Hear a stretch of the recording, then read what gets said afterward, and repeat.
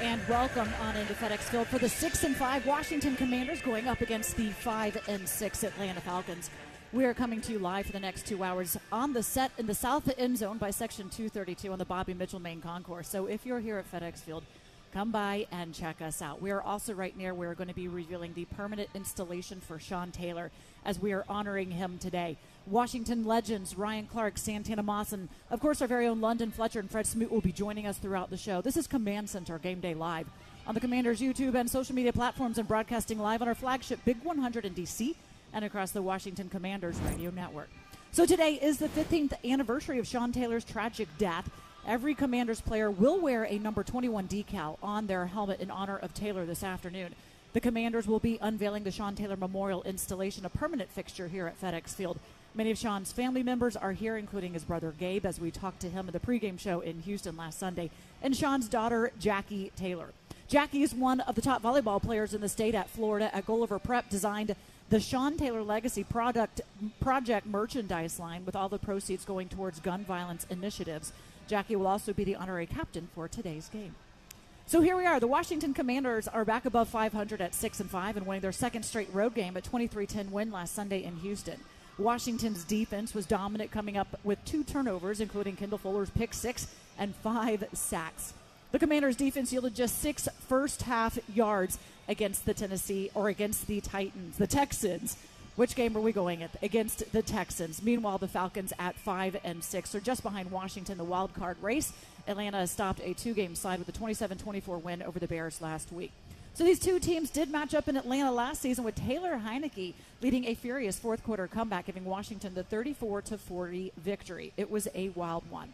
And we do have Scott Jackson joining us here today to start this one, as Bram Weinstein is a little bit under the weather. He will be back, though, soon enough. So we do have Scott Jackson stepping in on the call today. Glad to have you here, Scott. Thank you. Good to be here. Good to be here. Hopefully they keep the winning going. Otherwise, people will blame me for filling it for Bram. No. It depends on if you're superstitious or not. I am not. So glad to be able to have you be able to step in, call the game. And, of course, Scott does do the post-game with Fred Smoot as well, and will continue to do that. So let's start this show off, Scott, with some of the notable injuries that we will be facing and sealing how Washington will come out here on what is a relatively cold and going to be a very wet, rainy day as well. So Chase Young, he was activated off the IR to the 53-man roster, but he is sick. So it is that he will not be playing today. Yeah, and, you got to be careful with him. I think we've all talked about this, and you wonder now, because you're a week away from the bye week after this week, do you play him at MetLife Stadium, which has got a bad reputation as a surface right now? There's been a lot of complaints and injuries there this season, so that'll be interesting beyond this week. But, again, this unit's been playing so well, Julie. It's not a need area right now, which is good. So when Chase comes back, he's kind of a luxury piece, and obviously when you want him back is when he's fully healthy and fully, feeling good. He was at practice, and head coach Ron Rivera said he was looking good. I know the knee is something that they wanted to be very cautious with, and when they do put him on the field, that he is really 100% ready to go. And mentally he has to as well. He has to be able to trust that that knee is going to be there for him. So we can afford to be a little bit cautious when he's out, although he is, again, dealing with an illness. That is why he's not going to be active here today. Also, Benjamin St. Juice, as we saw, he had an ankle injury that he suffered in the second half of Sunday. So he's not going to be out there, and I think that's pretty significant. Yeah. But this just may be the team that if you can afford to not have him out there, the way that their offense runs, which is on the ground, not so much a vertical game, not as many weapons that you have to worry about in that receiving core, this might be the game where we can afford to say, okay, Benjamin, you can sit out. Yeah, no doubt. You nailed it. And they're without, Kyle Pitts, their big tight end, for several weeks now. He was hurt in their last game talking about the Falcons. So, yeah, I mean, if there was a game, you don't want to miss Benjamin because he's been great. Mm-hmm. I mean, he's had a terrific second season for this team, is really coming to his own back there. But this is the day that hopefully you can plug and play, wet conditions, probably going to be a lot of running. I mean, the Falcons have been very committed to running the football, third best in the NFL at it. I mean, they do it every week. Even when Cordero Patterson was out for that 4-week stretch, they ran the ball. They attempted runs. Now, they weren't as good, but they did it. They stayed on schedule. So I would imagine you're going to see them, still want to pound the ball, even without Benjamin St. Juste out there. I still think they're going to stick with their identity. And then it's going to be interesting on special teams, especially on punt return, because Dax Milne is out with a foot injury as well. What do you anticipate happening there? Well, Alex Erickson was brought up from the practice squad, who of course was here in the preseason. He played in Cincinnati as a returner and Carolina for a year as well. He's very well versed in it. He's done it a lot in his career in the NFL, so that's a safe choice. But then, of course, there's the wow factor, which was the rookie Jahan Dotson at some point. Maybe he gets a crack at it today. I know, they rotated in during the last few weeks, so we'll see how that works today. But I would imagine since Erickson was brought up that he will probably get a lot of the workload today at the punt return.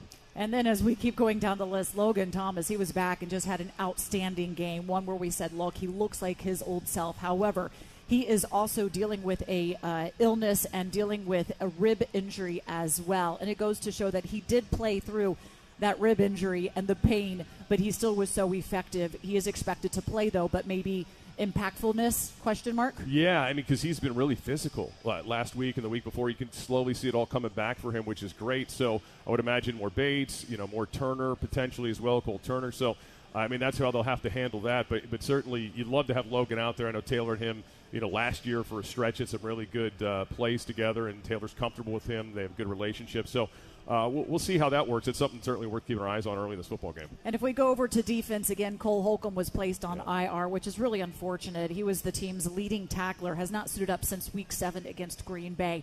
But unfortunately, they said that he's not going to be back anytime soon. Let's go ahead and put him on IR. Yeah, that's a tough one because, I mean, they've done a good job without him to this point. You just didn't want this to stretch any longer, but obviously with him in the IR now, that's a minimum of 4 weeks, and who knows what that means for the rest of the season for him. But Jamin Davis has been great. Yeah. He really has. But the thing you worry about is it's a thin situation there in terms of depth now, so you want to keep Jamin healthy and obviously keep him playing at a high level. Jamin Davis was getting that dot to be able to call the defense, and he said that, he felt confident in it, and that was for head coach Ron Rivera. He said it was huge. They could trust Jamin with this. You're seeing, and you've always seen the athleticism that he has, but you're now seeing him grasp onto the game so he can react. He can call out the plays in the defense, and they've also definitely adjusted to have that one linebacker out there. So Jamin Davis, a lot will be relied upon on him going forward as well with Cole out, but that is definitely a big loss. Now for Atlanta, the Falcons will be out without their best player in Kyle Pitts. He went to IR this week with a knee injury. IS head coach Ron Rivera said, okay, is that kind of a bit of a bummer? He's like, doesn't bother me at all. You don't want any player injured, but right. Not going to cry over the fact that their best player, Kyle Pitts, will not be out there. Yeah, I mean, Drake London's really the marked man now. He's their number one and really their only big play guy and big target, who obviously is the rookie out of USC. And, that definitely makes the secondary have a little bit less to stress about, but you still got to be sound. I mean, Mariota obviously, can extend plays with his immobility, so you always have to be aware of that. A lot of injuries that we just went through. Yeah, there is. And it's that time of year, unfortunately. It is. It is the time of year for them. We are at Week 12, and, of course, Washington is still waiting for their bye week, one of the latest in the NFL. So there's still a few weeks to go before we can finally take a break, hopefully get the bodies healthy. Of Week 14 is when Washington will be able to take that break. They did have Thanksgiving Day off, and that was really special. So hopefully everybody enjoyed the time with their families. Head coach Ron Rivera said he was able to give them that day off. Granted, they did go into Tuesday, which was typically a day that they would have off, because the team has been playing so well, and he trusts the players to do what they needed to do, but also wanted to reward them with time with their families. So nice. I mean, now they got to reward their coach by showing that it didn't hurt them, right? They got to go out there and perform today. But they did work on Tuesday, which is obviously not normal. He said, don't worry, we got our work in. We'll see how that plays out today. Okay, now that the injuries are out of the way, when we come back here on the show, we can get into the game plan and how Washington can make sure Atlanta leaves FedExField with a loss and how Washington can improve to 7-5. The injury report, though, is presented by Optima Health Plan, a health plan you can count on. Coming up, Ryan Clark lined up at the other safety spot for the start of Sean Taylor's career in Washington. Ryan is back today, and he joins me next. You're watching Command Center Game Day live on the Washington Commanders YouTube and social media platforms, and you're listening to Washington Commanders football. Time now for your player profile, brought to you by Pepsi, official soft drink of the Washington Commanders.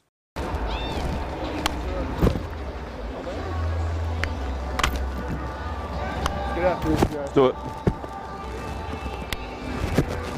When we come back from break, I'll let you know when we're ready to go. Okay. You need something today, you let me know. Okay. Go do your thing. Appreciate you. Love you, man. Go do your thing, all right? Let's do it. Have some fun, all right? Let's do it. Hey, I got my stuff today, just let you know. See where? About no Mike. I was looking at that. I do like that run. Good play. Really good play. Let's go! All All right, boys. Let's have some fun today, all right? Boys, great drive. Oh, yeah. Great drive. All day. Good job, fellas. Way to come back on that 7. Awesome.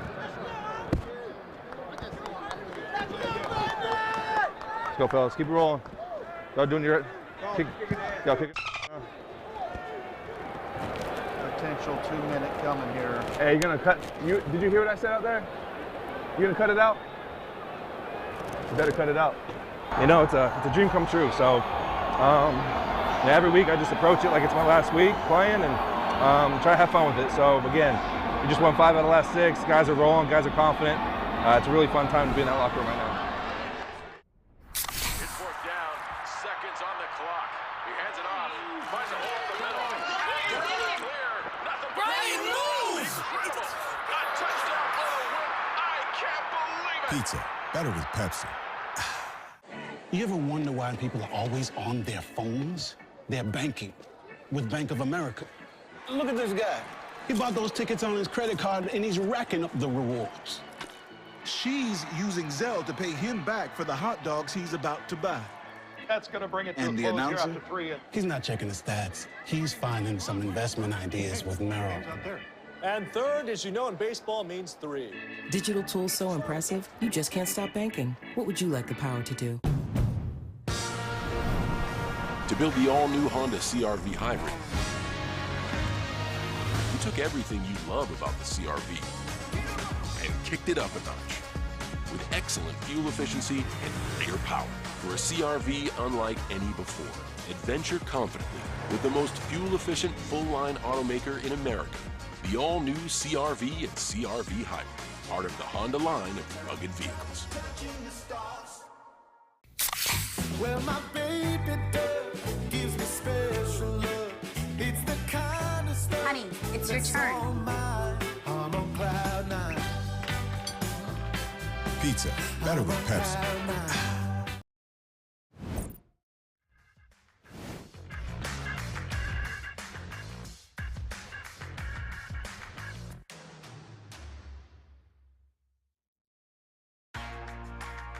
And joining me now is a man who really needs no introduction, but why not? 13 years played in the NFL, 2 different stints with Washington, from 2004 to 2005, then again in 2014 for a total of 3 seasons in D.C., 44 career games, 4 interceptions, a sack, 241 tackles for loss, a forced fumble, 2 fumble recoveries. Safe to say, somebody who made an impact on defense. Ryan Clark joins me now. He also lined up for the first 2 seasons on the other side of Sean Taylor in Washington, which is why you're back here now wearing, the number 21. Right behind us, they are going to unveil the permanent memorial that's going to be here at FedExField for Sean Taylor. So all those that loved him, anytime you come out to FedExField, you can give your respects to him. Ryan, thanks so much for joining us. What was it like to line up next to Sean Taylor in that defense? I think the crazy thing is you don't know it ends up being this. Obviously, at that point, you thought he'd have a decade and a half long career, obviously be a Hall of Famer because you saw all that potential in him. And now looking back on it, one, I just feel blessed to have had that time with him. I feel blessed to have been able to see what type of friend he was, what type of loyal human he was, to see him grow into the father that he was growing to be. But as far as lining up next to him, it just made you feel inferior every weekend, that he could do some of the things that he could just naturally. The type of switch that he could cut on when he walked onto the field, and in a arena full of very bad men, to know that he was the baddest dude on the field every time he stepped on. It was truly, man, it was an honor to have played with him and to have been, side by side with him, and for him to see me the way that he saw me and protect me and root me on and support me that way. It was an amazing relationship, and honestly the start of my career. Yeah, your rookie coming in with that going next to him. Yeah. Do you have a favorite moment in a game where you looked and you realized maybe like kind of how surreal he might have been, or perhaps in a practice? Yeah, I hear that he there's some wild stories out there with Sean. Well, what happens is, and I think it's crazy, you see like the special people do more things at practice than you do the games, because you obviously practice more. We're practicing it's one-on-ones and training camp. And, you know, at that time, like, I tried to cover, like, Chris Cooley because, you know, he was bigger and slower and different things like that. And Sean would cover anybody. If it was Tannerman, who was out there, if it was David Patton, you know, it really didn't matter. He goes out, he's covering David Patton. He's short and shifty. He gets him off the line. They run a post route. Sean catches up to him and slides his hands past his ears, takes the football from David, puts it over his head and runs it back, you know. And that was one of those times you're like, this dude is different. I think another one of my favorite moments was he would wear a grill sometimes when he played, and so did Ocho Cinco. Ocho Cinco's kind of like bouncing around in front of the huddle before the game, and he told him, by the end of this game, I'm going to be the only person out here with a grill. And Ocho Cinco politely walks to the back of the huddle. The next play is the first play of the game, and Sean gets an interception, and they're throwing the ball to Chad. And, like, he had absolutely no fear of anything. And I think all of us walk onto the field thinking there is something we cannot do. But for him, that wasn't the truth. He could do every single thing. He was confident that he could do it, and he went out and showed it. A lot of love for number 21 just for that as well, for the way that he approached the game, the way he approached practice. And, of course, we will never know entirely how great of a career he would have had, but we know he was still on the upside, not even fully living up to his potential, and he was one of the best to do it. Look, Washington, there's a lot of players that try to model their career after number 21. Washington has a couple of young safeties. Let me ask you what you've been able to see from Derek Forrest and Cam Curl early on. Well, obviously, you got to think back to Cam's rookie year when he had to play for Landon Collins at the time and the impact that he made. 6th-round draft pick, coming in, making the type of plays he was making both in the run and the pass. So I believe he left his impression as a rookie. And now when you look at Derek Forrest, think about the last couple of games. There's the A.J. Brown pick where it hits A.J.'s hand. He hustles to the ball and gets it. He gets a pick on the sideline last game with another tip. And what you're seeing from him is constant effort. And you're seeing the same thing from Cam Curl. And it's kind of cool. You know, Derek's a rookie, right? And Cam's in his 3rd year, I believe. Am I right or wrong? I think so. I think something like that. And that's actually when I met Sean. I was in my 3rd year coming from the Giants. Sean was a rookie. And it was at that time that many people in Washington thought, well, at least from the safety position, we have this position locked down for years to come. Obviously, that wasn't the rest of our story. But the hopes is that when it comes time to pay these young men and keep them around, maybe somebody goes back to like 2004, 2005 and thinks about 2 young safeties who were there. One who's, you know, obviously going to get a statue today, which is very deserved. Another one who plays 13 years, becomes a Pro Bowler, and wins a Super Bowl. And maybe they say they want to keep these 2 young ones together. The way that they are playing together has led this defense to say they need both on the field at the same time, even with Bobby McCain as well, because they feel like that's the best way that they can counteract against teams. Yeah. What have you seen about that philosophy, and why is it working? I mean, you got to think, Coach Del Rio, you can bring that back to having Bobby McCain, Cameron Curl, and Landon Collins, and kind of making a hybrid role for Landon where you're quicker, you're faster on the field, but you can also stop the run. And you think about those 3 guys having different playing styles, also different levels of experience. I believe it works well, and that's today's NFL. You know, the times where dudes wear big pads and big thigh pads, and you have 17 linebackers on the field. You don't do that anymore.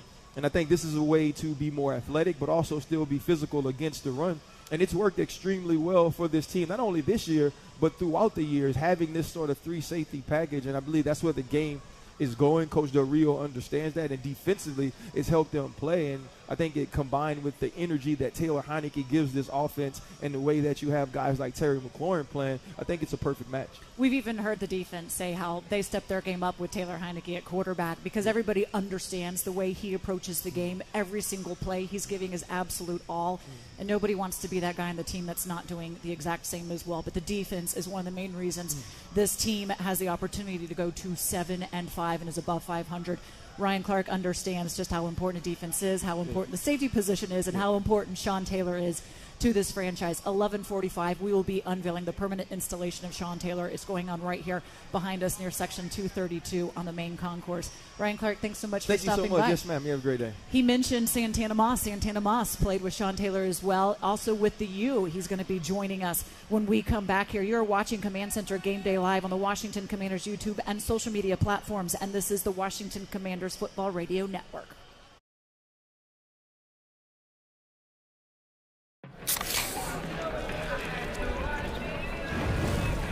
Dude. Fire. Grill master, huh? Burgers, better with Pepsi. They say less is more, but we believe more is more. That's why we built our sportsbook app for Maryland with more. More ways to bet. More ways to fund your account. More ways to cash in. And more ways to cash out. With payouts delivered straight to your bank account in as little as 2 hours. You want more Maryland? You got it. FanDuel is coming to Maryland. Right now, get $100 in free bets just for signing up. To build the all-new Honda CR-V Hybrid, we took everything you love about the CR-V and kicked it up a notch with excellent fuel efficiency and greater power. For a CR-V unlike any before, adventure confidently with the most fuel-efficient full-line automaker in America. The all-new CR-V and CR-V Hybrid, part of the Honda line of rugged vehicles. Washington Commanders football is back, and so is our BOGO. On game day, buy 1 large pizza and get a second large pizza for free. Order online or download the app today. Paisanos, official pizza partner of the Washington Commanders.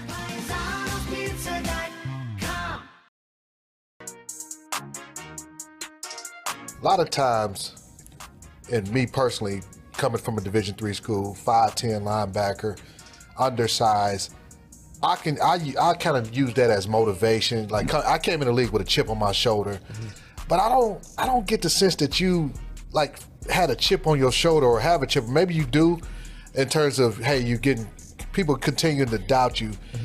Do you play with a chip on your shoulder, or have you had that, or is it just more like, I know what I can do, I'm just gonna go out there and prove it? A little bit of both. Obviously you hear some of the noise on the outside. Yes. Yeah, you want to prove them wrong, and you kind of get a little pissed off. But at the same time, they're not the ones that got you there. The people that believe in you are the ones that got you there, and that's what that's what I value the most. And I just want to keep proving them right. Because at the end of the day, they took a shot on me, man. They kind of put their neck out for me, year in, year out, and I think the best thing I can do is just prove them right.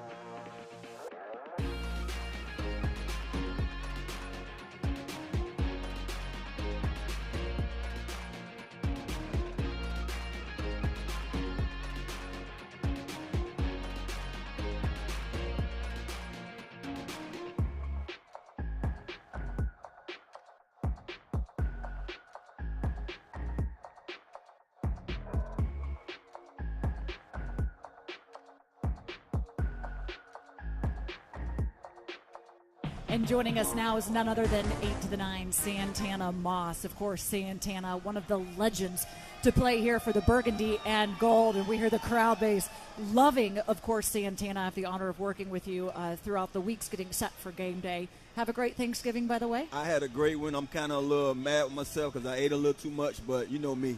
Yeah, you probably rode 100 miles on your bike to work it off. Yeah, I mean, I didn't. I was just trying to enjoy the kids because I don't get to see them a lot. So I just sat on the couch and I was lazy the whole time. That's what Thanksgiving's supposed to be. I was able to get home for a few days as well. Both of us from Florida. Of course, I'm from North Florida. I got to go home to Jacksonville and see Mom and Dad, let them do some cooking for me and love on me, which was absolutely amazing. It's hard to get breaks. Yeah. Especially here we are at Week 12, still waiting for the bye week. You were able to go back down to Miami. And in Miami is when you first had your interaction and you first got to meet Sean Taylor. Yeah. What do you remember about that first time early on? Because you knew him even in high school, correct? Well, one of the things about Sean, you heard the whole, story about this kid out there at Gulliver that was flying around playing at a level like no other. And my brother was actually on the team with him at University of Miami. Every year in the offseason, I come back, and I'm literally coming into the building. He's coming out, and I bump into him. Didn't know at that particular time that was him. And then that's when I kind of started asking questions like, man, who's this huge dude I just bumped into? Looked like he's supposed to be in the league already. And everyone telling me that's Sean Taylor. So from that moment on, I just kind of paid close attention to him. And every year you just see him making these plays. We got the week, and before you know it, he was on this level doing the same thing. So it was great to see the whole maturation with him, through his college years. But when I got here, his second year, I was like, man, I was stunned just to see the level he was playing on already, you know, only in his second year in the league. You know, here he is, unfortunately, losing his life way too early. And, you know, when that happens, I think people realize that you miss a lot out of somebody. Yeah. But he is so loved here. I mean, we see the fan base piling up, excited to be able to see this permanent installation, the 21 everywhere, how important it is. What do you think it is about Sean Taylor, of who he was on the field, off the field, that has him so loved by the fan base? I mean, one of the things that you do when you come into this arena, you know, you want to make sure you please the fans. The fans paying big money to come here and watch you. He did that from day one. Check that box. And then he was one of those guys that was very approachable. You know, he was a guy that if you had someone that wanted to take a picture, that wanted to autograph, Sean was nice enough to go out there and do things like that and make sure he always shared time or had time for kids and you name it. And, you know, when you heard some of the things kind of off the field that he went through, that most of us go through, and people tried to basically, you know, rewrite the narrative of who he was, you know, it angered a lot of people. It angered me, you know, mostly because just knowing I've had those close encounters where I sat and talked to the guy, and he was living a different way than I was. You know, I was speeding through life at the time during those years, and Sean was much younger than me and had his mind and had everything wrapped up, knowing where he wanted to go in the direction he was trying to go. So, you know, everything that's basically right now that we're doing for what could have been and what we wish that would have been, man, it's definitely deserving. But I would like to see him here more than anything else. Of course. His daughter will be here. His memory will live on. And his daughter helped design some of the merchandise you can actually go purchase at the team store. It is specifically designed by his daughter with Sean Taylor, of course. Everything about his life, his image. Pretty sweet stuff. Go buy it. All the proceeds do go to Sean Taylor's foundation, which has got initiatives against gun violence. Okay, let's turn our attention here quickly a little bit to the game at hand. The rain is coming down right now. Man. We're watching on the field. It is going to be very wet. How do you think that is going to impact what these offenses want to do today? Well, I know one of the things that the Falcons coming here to do, they're probably going to run the ball. They have a slew of guys in the backfield that can, you know, pretty much they're trying to pound the ball with those guys. I think they have the young guy, I'm not sure how you pronounce his name, Algier, or I know they have Huntley, Patterson, you name it, all those guys. And then the quarterback, add Mariota in the equation, they can do that pretty well. We also have been trending in that direction, running the ball pretty well, slowing the game down. You know, I guess right now I think we're leading when it comes to time of possession with the ball on the offensive side. So I think this is one of those games that's fitting for that. Defensively, we showing up well when it comes to those teams that run the ball. So I'm hoping that we got our hard hats on. I know as a receiver I don't want to play in a game like this, but we have to be great decoys and have to be ready for when that ball do come in the air. They do not have Kyle Pitts. They have London Drake, which is a receiver rookie that was taken one pick before Washington chose to take Jahan Dotson. They did look at Drake. He's a big body receiver. Yeah. What kind of challenges could he pose today given the weather as well? Well, I know he's a young guy, so normally we're not prepared when we're that young. You know, I'm hoping he had one of those hiccup days where he's not himself. I think he's been playing at a high level at this point in his rookie season. But it's a raining, sloppy, nasty day, so it kind of, favors our DBs and knowing we can slow him down and have to question him catching those balls in this type of weather. The rain does impact the game, of course, if you're talking about it being a ground and pound game. Well, the Atlanta Falcons are one of the best at running the ball. They average about 160 yards on the ground a game, third best in the NFL. Of course, Washington has not been a slouch in the run game as well, especially with Brian Robinson Jr. being an addition to Antonio Gibson out there. So we'll see. Just try to manage the game, control the game clock, and this offensively might not be the prettiest of offenses out there. I don't know if the defense is like this. We'll have London Fletcher coming up. We'll talk about how the weather impacts him on defense as well. Santana Moss, thanks so much for stopping. Of course, hanging out with us a little bit. Again, you can see everybody starting to line up here. They will be unveiling the new Sean Taylor installation at 11:45 on the main concourse. Make sure you come by and say hi and watch that as well. Our pregame show is presented by the Washington Times, the exclusive reporting and proud partner of the Washington Commanders. Coming up, London Fletcher was named as a semi-finalist for the Pro Football Hall of Fame this week. Yes, our captain joins me next as we talk about the Commanders trying to get to 7-5 this afternoon. You're watching Command Center Game Day Live on the Washington Commanders YouTube and social media platforms, and you're listening to Washington Commanders football. Time now for your fresh takes, brought to you by Safeway, the official supermarket of the Washington Commanders. Washington is back at FedExField for this one and looking to continue to have the winning ways, and of course at home against the Atlanta Falcons. Santana, what is one of your exciting things, fresh take about this game? My fresh take this week, our defense has been ball happy lately, so I'm predicting that they're going to cause Mariota to have 2 different turnovers. One on the ground because he loves to run, last minute things. He likes to, do things with his feet, and he's going to throw a pick also. And he might throw more than one. Hopefully more than one. I'm saying right? at least 2. 7 so far this season is what he has thrown. How about for you, Logan? So mine kind of goes in line with Tana. I think the defense is going to be able to hold Atlanta under 100 yards rushing. And if they are to do that, then he's going to have to throw the football a ton. And as we've talked about, he's not very proficient throwing the football. Now it's going to be a tough task. They are very proficient at running the football. They know what they have to do. They don't want the ball in Mariota's hands too much as a passer. As a runner, they're okay with that. But it's going to be a tall task. Really excited to see if they can get it done because it is a physical football team in Atlanta. Yeah, they are 3rd in the league in their rush attack. But we have seen what Washington does against the run, and they don't allow many yards in the ground at all. And once you do get the ball, they are all over you, tackling and taking you down. So you're basically saying that this is how Washington's going to get W's, and we're predicting it's going to be continuing to do so. Yep. Okay, there you go. Fresh takes.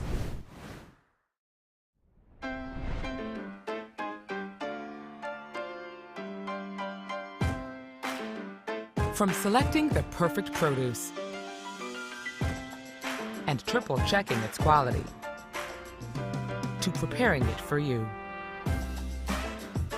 we have perfected the art of fresh.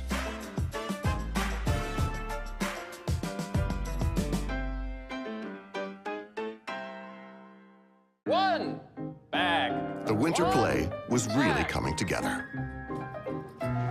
Until disaster struck. Tensions were high. Luckily, replacement costumes were shipped with FedEx, which means Mr. Harvey could picture the perfect night. We're ready for the holidays, so you're ready for what's next.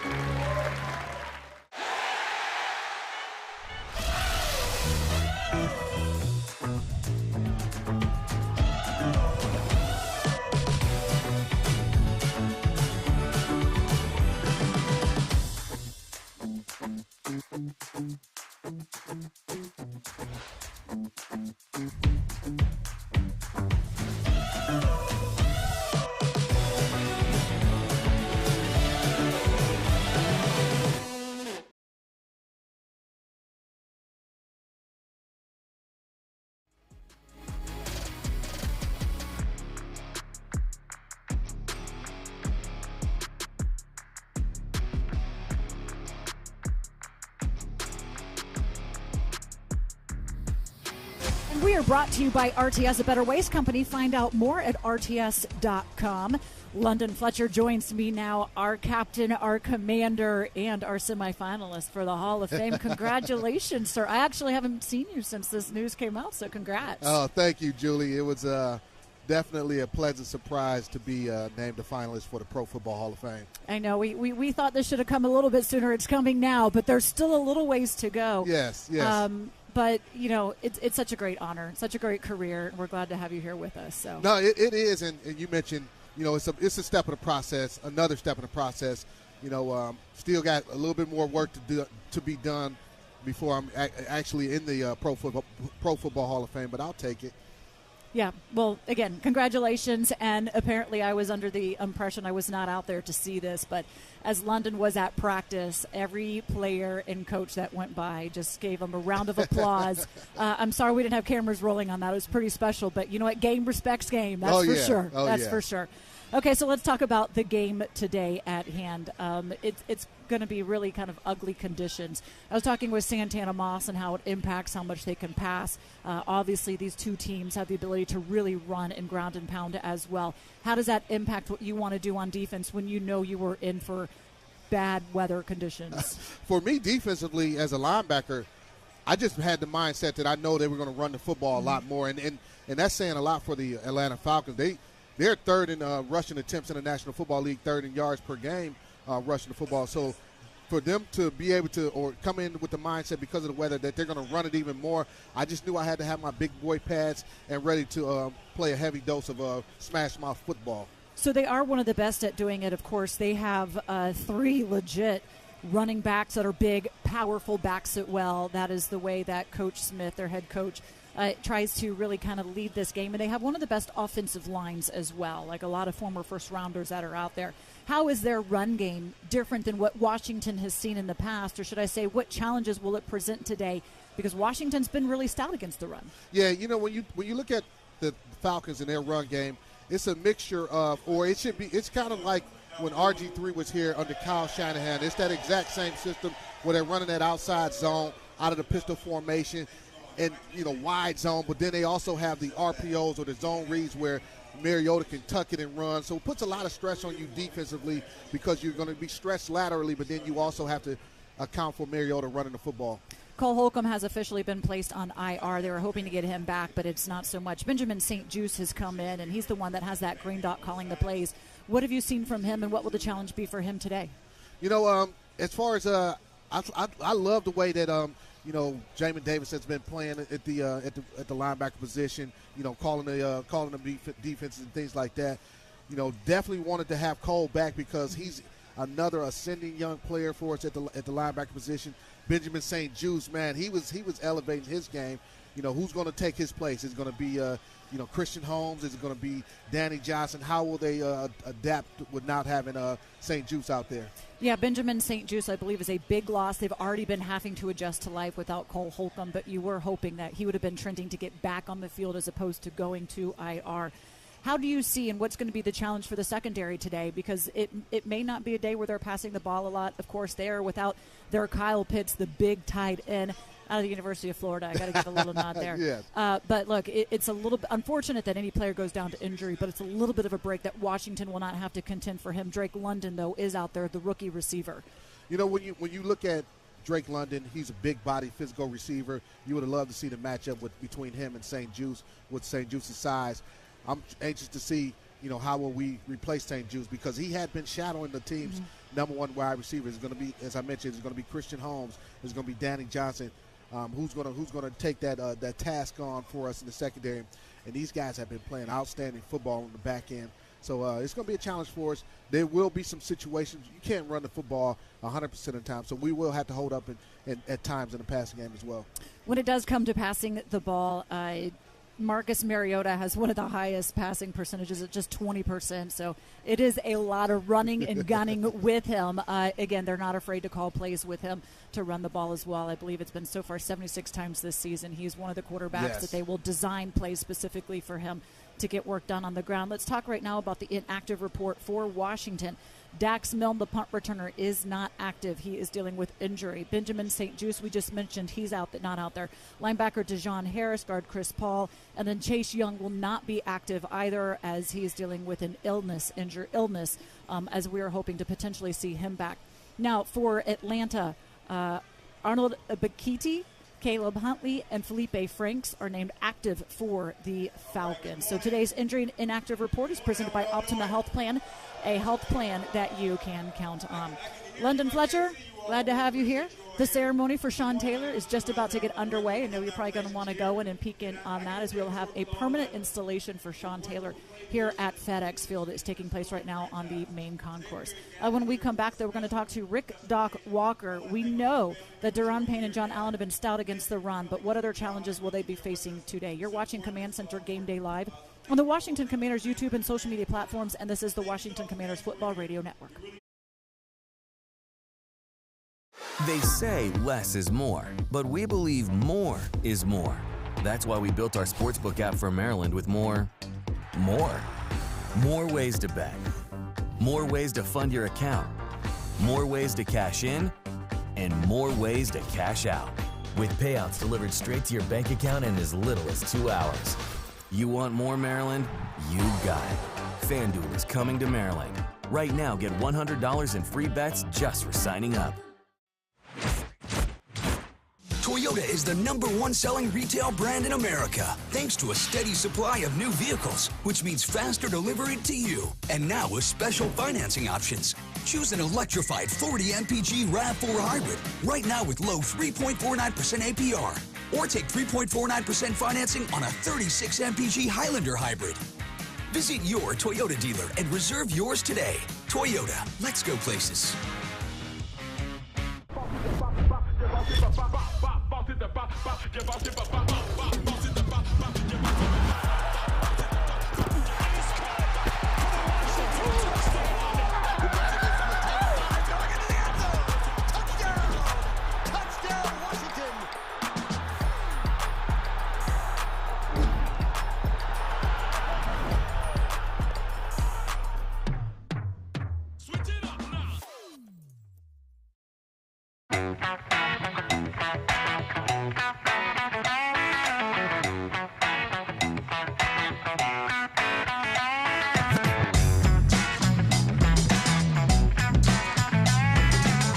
I'm gonna take stuffing or dressing, however you want to say it. Stuffing or dressing?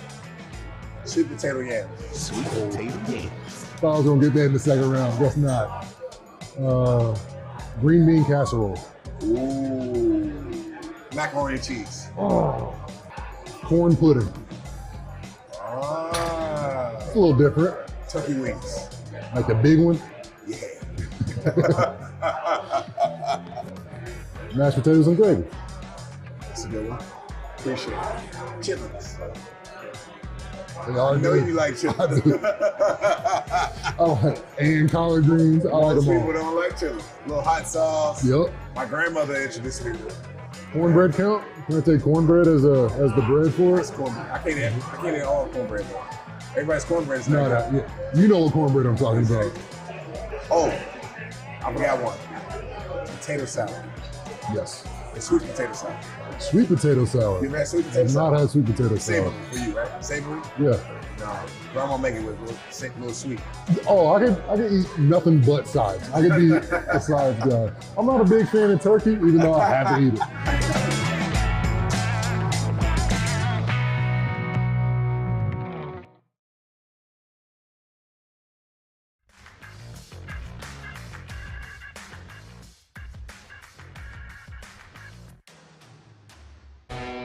About a deal for football season from Lido Pizza. Get an 18-inch, 2-topping Lido Pizza, 8 pieces of cheesy garlic, bread and a half-pound of boneless wings for only $36.99 plus tax. Joining me now is Rick Doc Walker, and going on behind us is the ceremony for Sean Taylor. It is a packed house here. Just goes to show again how much love there is for number 21, Doc. Yeah, glad I got a chance to work while he played. It was incredible, and I think the tribute is fitting.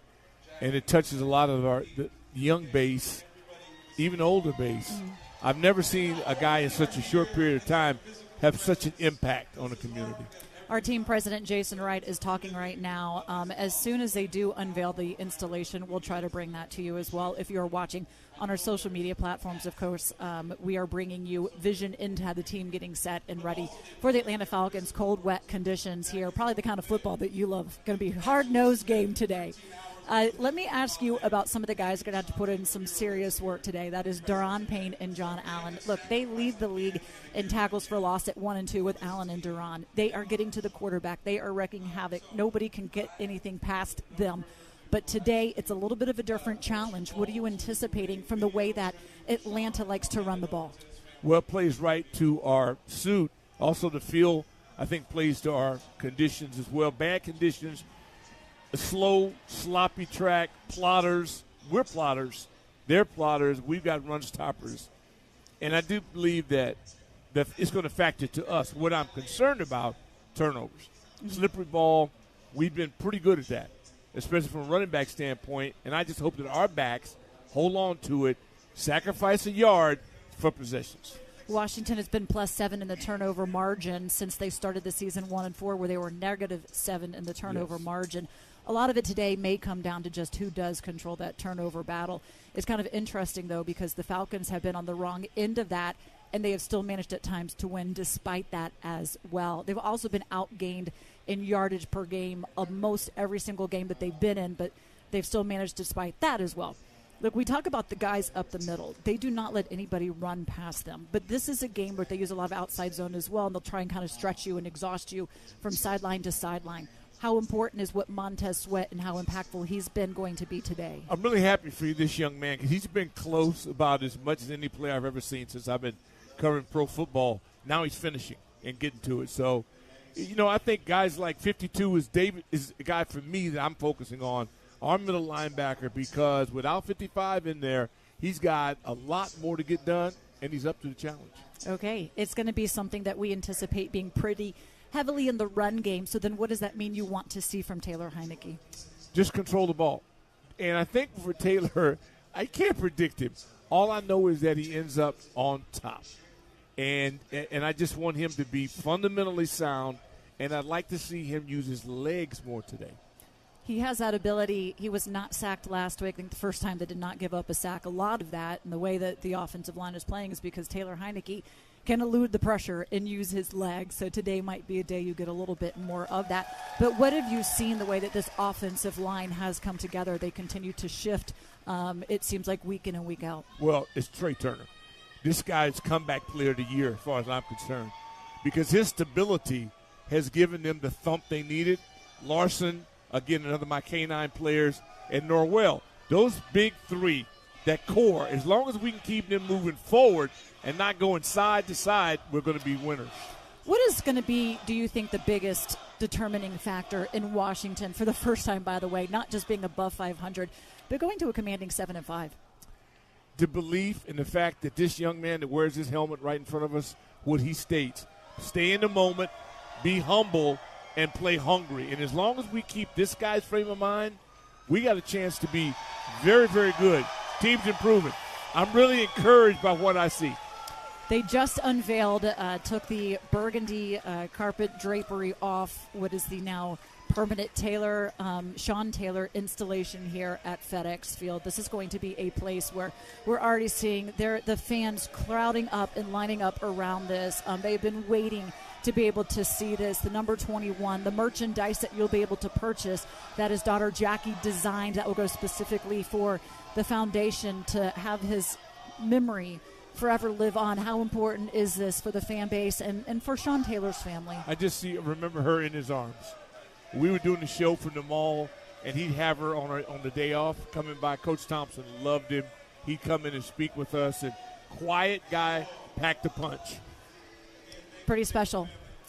We hope when you come out to FedExField, you'll make sure that you take a moment to come and see this, as we will forever be honoring 21. Of course, his jersey number retired to the rafters as well. Rick Dockwalker, thank you so much. You can't get out there and play today. I have a feeling this is weather perfect for you, though. No. I have a feeling you liked that. No. Tough, take care of my man nose. Jack in the box today. Okay. Jack in the box.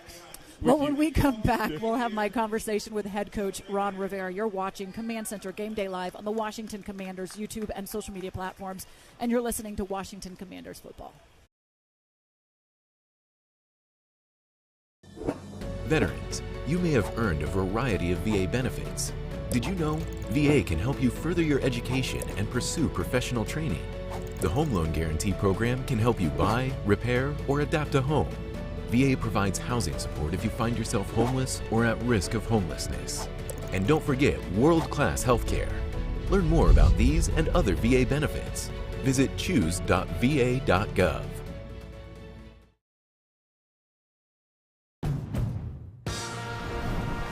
To build the all-new Honda CR-V Hybrid, we took everything you love about the CR-V and kicked it up a notch with excellent fuel efficiency and greater power.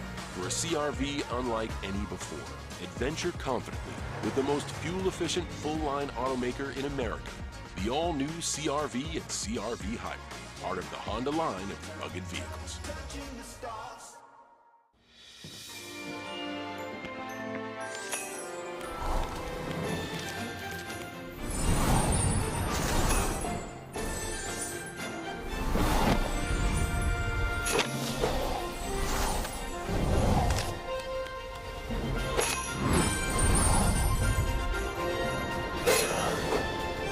Holiday scratch-offs from the Maryland Lottery.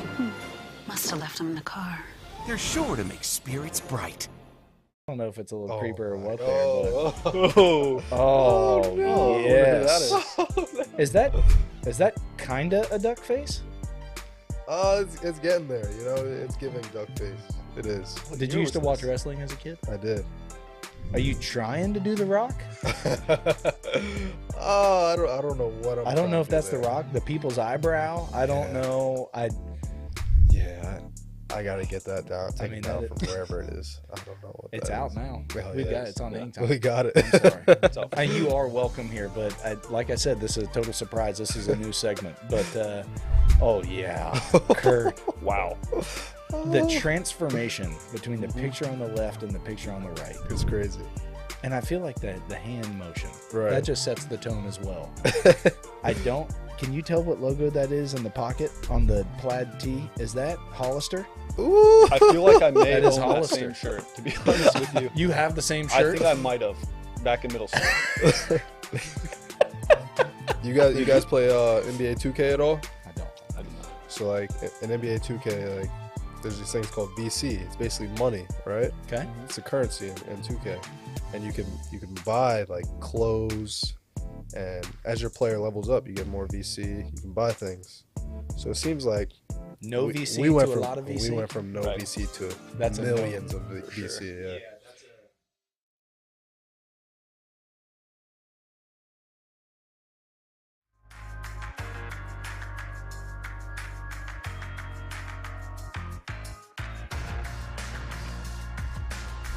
And we are getting set for what is going to be an ugly football game today because the weather conditions, it is going to be raining pretty much throughout the entire game. But that's okay because head coach Ron Rivera believes his team has all the momentum in the world and is motivated to get 3 wins in a row, to get a win at home here at FedExField in front of this fan base that is excited to see this team having won 5 of their last 6 games. Here's my weekly conversation with head coach Ron Rivera.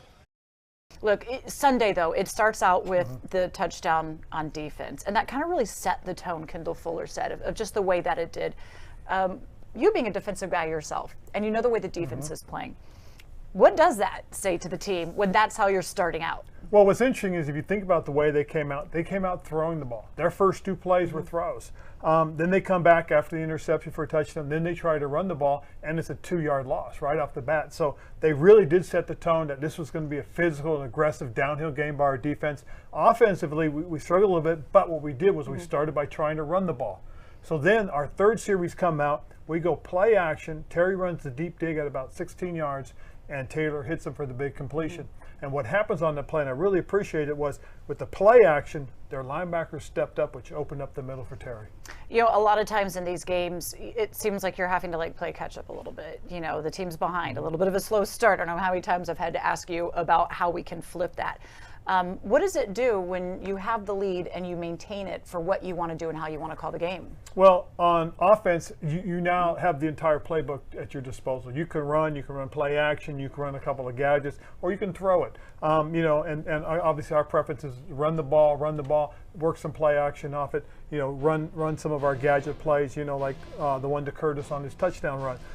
The other thing that we can do defensively, you now have the attack mentality. You know, you can, you know, our guys pin their ears back. They go after the quarterback, which was exhibited by the 5 sacks that we had for sure and several harassments of their quarterback. It was fun to watch and to call. Taylor Heineke, the way that he's playing is you know, exactly, that's the reaction that I think everybody has. You know, it might not be necessarily everything that you want. It might not necessarily always be pretty, but we are seeing the play of the team, offense and defense. We even hear the defensive guys saying that they step up differently. What is it about him and what he brings that has this team responding the way that they are? Well, I think a lot of it goes back to 2020 when we brought him in during our playoff run. And when he got his opportunity, the way he plays with his hair on fire. He plays with this zest that, you know, hey, all I need is a chance. And I think that comes back from his underdog mentality, but he does such a great job with it that it becomes infectious. And when you see him making plays happen, you see him giving it his all, he gets his guys going around him, hey, we can do that if he can do that. One of his biggest cheerleaders would be Chase Young. You know, the Heineke, it's famous and it's got everybody chanting his name when he goes out there. Chase this week activated to the 53-man roster. We know it doesn't necessarily mean he will be out there playing, but what does it mean in the progress and what we can expect from him? Well, as he continues to progress, and again, it gives us an opportunity to really see where he is. You know, he's going to do even more in practice.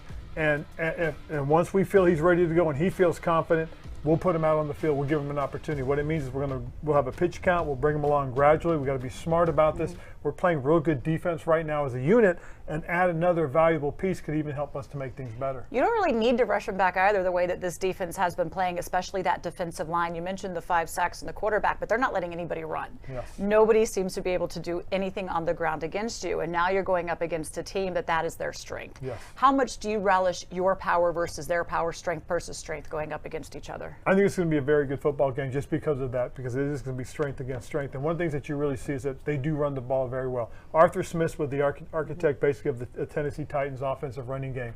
So he gets the opportunity at Atlanta, and what's he done? He's brought that running game there. They've got some good, big physical offensive linemen that can be a real good challenge for our guys. I like our opportunity to challenge them. Momentum, how much does that factor into this for you? I think it's very big. I really do, because again, we've done some positive things. We're building off of those positive things, and it's an opportunity to take another step. So like I said, this is a real good challenge, and I'm excited about this football game. We're excited as well, of course. Again, it is very wet and rainy here today, which is going to have an impact on the game. Most notably, possibly in special teams, Dax Milne is out. When we come back, London Fletcher will talk about what that potentially means for Washington and what adjustments they can make. Keep it right here. London Fletcher is joining me next. You're watching Command Center Game Day live on the Washington Commanders YouTube and social media platforms, and this is the Washington Commanders Football Radio Network. Time now for your keys to winning, brought to you by Bank of America. What would you like the power to do?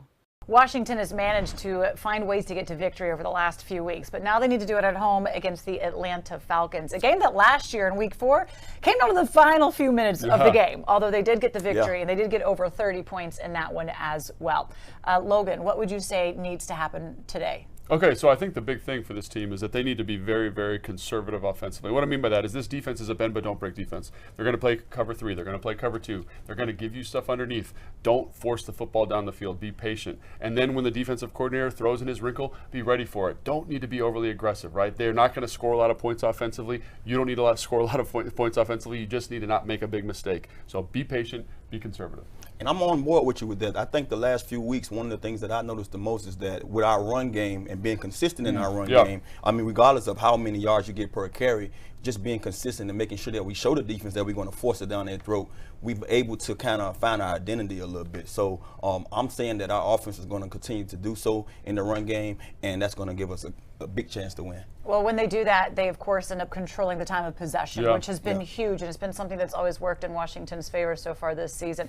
Putting together some really long drives, keeping the other offense off the field so they don't have the opportunity to score as many points as hopefully Washington can. But, of course, I think one of the challenges for this team is they can put together those long drives, but when you get in the red zone, they know they need to convert. Yeah, that's a great Can't point. just survive on field goals. There you go. Keys to winning. You ever wonder why people are always on their phones? They're banking with Bank of America. Look at this guy. He bought those tickets on his credit card and he's racking up the rewards. She's using Zelle to pay him back for the hot dogs he's about to buy. That's going to bring it to And a the close here announcer, after 3. he's not checking the stats. He's finding some investment ideas with Merrill. And third, as you know, in baseball means 3. Digital tools so impressive, you just can't stop banking. What would you like the power to do? It's 4th down, seconds on the clock. He hands it off, finds a hole in the middle. Clear, nothing but Brian, move! incredible. A touchdown for the win. I can't believe it. Pizza, better with Pepsi. To build the all-new Honda CR-V Hybrid, we took everything you love about the CR-V and kicked it up a notch with excellent fuel efficiency and greater power. For a CR-V unlike any before, adventure confidently with the most fuel-efficient full-line automaker in America. The all-new CR-V and CR-V Hybrid, part of the Honda line of rugged vehicles. Well, my baby doll gives me special love. It's the kind of stuff. Honey, it's your turn. I'm on cloud 9. Pizza, better with Pepsi.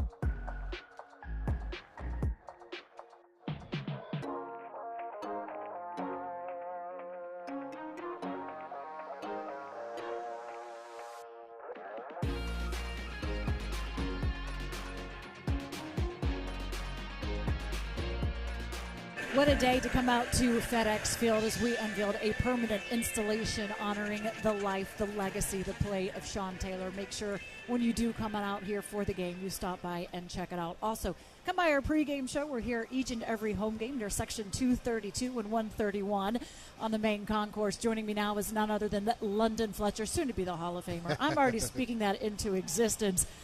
London, deservedly so. We are presented by Chesapeake Employers Insurance Company now with lower workers' comp rates and a corporate dividend. A lot of different adjustments Washington's going to have to go to today. One of them, I want to ask you how it's going to impact special teams. Dax Milne is not out there on punt returns. We know Antonio Gibson is kind of taking over since Brian Robinson Jr. was back. We've seen him back there at kickoff returns. So it's a lot different trying to catch a punt versus a kickoff. Yes. So he says maybe one day, but no, we're not going to have him out there. Dax Milne is not out there as he's inactive for today, dealing with the sickness and an injury. What are the options?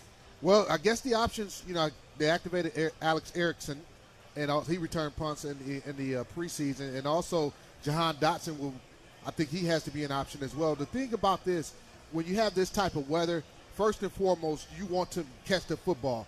That's the number one thing as a punt returner. Catch the football, and the conditions are going to be challenging with the weather like this. So, you got the sure-handed Jahan Dotson and also Alex Erickson, who has a lot of experience returning punts. Do you want Dotson out there? Is this a game with these conditions that you say, okay, let's give it a chance? Or if he's not going to potentially be able to do as impactful, do you just say, okay, Erickson, let's see what you have to do? I'm fine with Jahan returning punts. When you look at the offense in general, I know early in the season we were passing the football a little bit more. He was playing a lot more, running a lot more routes. Well, we've been more run heavy as an offense. I don't see the problem with putting the pressure, the added wear and tear on Jahan by having him return punts. Especially if he can catch the football and be able to give us a spark in that punt return game. This is a great opportunity for him to do that. I know many have called to be able to see him potentially back there, wanting more out of the return game when it does come to that. But they totally understood as well that they need Dotson on offense to be impactful, and we're anticipating him having a huge role as he has had out there on offense. Of course, he did miss quite a few games with a hamstring injury, so we'll see what they decide to do on special teams. Meanwhile, their special teams returner averages of over 17 yards a punt return, which is one of the best in the league. So should Tressway have to get out there and punt, and he knows that he can pin them back, but know that they have the ability to be able to run it back on you. Yeah, definitely. We'll be challenged in not just returning covering punts, but also covering kicks. The Falcons, they do an excellent job in the return game. So I love the way our guys have been, covering kicks. Obviously, the punts, it starts with Tressway and his ability to do the different things he can do. He's like a magician back there with that football. But the coverage units, they will be challenged. What about Cordero Patterson? He typically returns kickoffs for them. He just set the NFL franchise record with 9 returns for a touchdown with a 103-yard return last week. We don't know if it was tongue-in-cheek, but said, look, he just wanted to be able to set that record, which he now holds. And he said, okay, I'm done returning kickoffs. Just use me in on offense. What is it that makes him so dynamic? Well, it's his size and his fearlessness back there as a kick returner. He's 6'2", about 220 pounds, and with tremendous speed, and you don't get that type of returner who runs up in there with that type of size and physicality that Patterson brings to the game. And he knows how to set up his blocks, and he has that long stride, and he has a great knack of being able to find creases and return for touchdowns. He's a big dynamic player. Last season when we met them, they used him a little bit in the receiving game, and he had 3, I think, big receptions on us. He's typically used much more as a running back this year versus in that passing game, but they can use him like an Antonio Gibson. Say, okay, we can toss the ball to you as well. He spent time as a receiver in his career in that position. With them being down Kyle Pitts, how do you imagine, because he's still a guy you need to contend for, what do you imagine how they want to potentially use him and what Washington needs to be on alert with? You mentioned, the impact that he had on that game last year. He had 3 receptions and 3 touchdown receptions against us. This year, as you mentioned, they're using him more as a running back. With Pitts being out, somebody has to replace that volume, that production that Pitts is no longer going to be there. So do you use Patterson a little bit more at the receiving game, because they have a couple other capable running backs. I know Huntley is inactive for the Falcons, I believe, in this game. So how will that impact him and their running game? Do they decide, hey, we'll still look to utilize Patterson more as a running back, but he's a weapon, and we have to account for him. Washington is one of the best against the run. Players are only able to get maybe 0.65 yards past the line of scrimmage when they run the ball. They are not letting anybody do that. Meanwhile, this is a team that averages almost 5 yards per carry in the run game. Do you need to change what you do in your run attack against this team, or is what they've been doing going to be good enough for today? Yeah, no, continue what we've been doing defensively. It starts up front, and it starts in particular with those two defensive tackles, Jonathan Allen and Deron Payne. They've been playing outstanding. And then John Ridgway, he's been providing a spark as the nose tackle, especially when they go 5 defensive linemen, kind of a 3-4 defensive look. The defensive ends have been doing a great job. Our secondary, Jamin Davis as a linebacker, but also our safeties, whether it's Bobby McCain being more in the run game, and also Cam Curl being involved in the run fit. So continue doing what we've been doing, and I think that'll be good enough. What concerns you the most about this Falcons team? The thing that concerns me the most about them is their ability to take the football away. You look at what do they do great. Defensively, they've been able to create, I think, 14 takeaways. 9 interceptions, I think, is one of the top 10, 8th in the National Football League, but their ability to take the football away, these conditions will play a factor in that. Ball security will be paramount in a game like this. We shall see. The factors, the weather will for sure play into how this one will play out. That's for sure. London Fletcher, thanks so much. Of course, London will be on the call with us throughout the entire game. You can listen in on Big 100 for that. But when we come back, also going to be joining us today in the booth is unfortunately Bram Weinstein will not be joining us. We have Scott Jackson. He also does the post-game show. He'll be joining me here again as we recap the Thanksgiving action and take a look around the league. You are watching Command Center Game Day Live on the Washington Commanders YouTube and social media platforms, and you are listening to Washington Commanders football. Washington Commanders football is back, and so is our BOGO. On game day, buy 1 large pizza and get a second large pizza for free. Order online or download the app today. Paisanos, official pizza partner of the Washington Commanders. They say less is more, but we believe more is more. That's why we built our sportsbook app for Maryland with more ways to bet, more ways to fund your account, more ways to cash in, and more ways to cash out, with payouts delivered straight to your bank account in as little as 2 hours. You want more Maryland? You got it. FanDuel is coming to Maryland. Right now, get $100 in free bets just for signing up. To build the all-new Honda CR-V Hybrid, we took everything you love about the CR-V and kicked it up a notch with excellent fuel efficiency and greater power for a CR-V unlike any before. Adventure confidently with the most fuel-efficient full-line automaker in America, the all-new CR-V and CR-V Hybrid, part of the Honda line of rugged vehicles.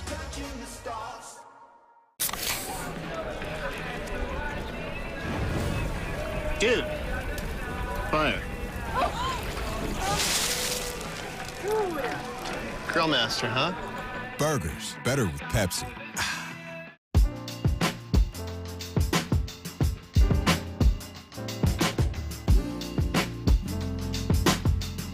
Today's a proud day. It's a 20th anniversary of a wonderful special of a harvest feast. We are so happy to make a difference in the community. We couldn't do this without our sponsorship. We could not do this without the leadership team. Just want to thank you, everyone, for all your support. And let's have a wonderful Thanksgiving and a wonderful day. Thank you so much. Tim Hightower, and we're here at the 20th Annual Harvest Feast, where we are connecting with families to make sure that they have a great Thanksgiving and they're able to connect and get food and all the things they need to have a great Thanksgiving with their families. Members who played here for this franchise, community was everything for us. We were a part of this community. All of these fans and these families supported us and cheered for us in the burgundy and gold. So it's awesome to be able to give back and reconnect with these families and help them celebrate with them and help them have a great holiday. Nearly half the county at some point in 2021 did not know where their next meal would come from. That is a staggering number. That's an unacceptable number. And that's a number that the food bank and our partners are trying to bring down every day. Please know that the food bank is working hard on Thanksgiving and every other day in the year to make sure that we bring down the rate of food insecurity in this region and bring brighter futures to the people that we serve. Thank you all so much.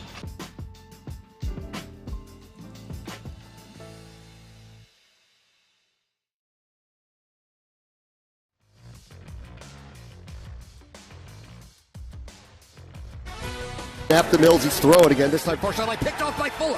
35-30, down the sideline he goes! Pick six, he's in! Touchdown! Touchdown, Washington! We were just talking about Fuller and how he has been playing dominant. What a way to start the game. Man, you could not play the cornerback position better than Fuller. Reading the eyes on that out-breaking route and coming away with the interception. What a way to get us started scoring on this defense.